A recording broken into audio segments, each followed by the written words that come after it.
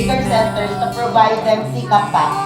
So ito po ay Project CCAP 2.1. Since kayo po yung pinakauna for the year 2. So sinimulan po namin ang Project CCAP last year, wherein ang ibig sabihin po ng Project CCAP ay simulan ng kaalaman at pagbasa. Bakit? Ano pangalan? Manong! Ingay may maranasan.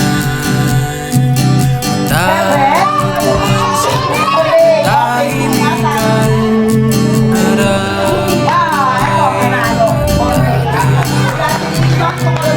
payapaan ang puso't isipan.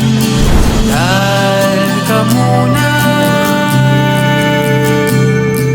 ika'y aking papakinggan. Kaya kapit ka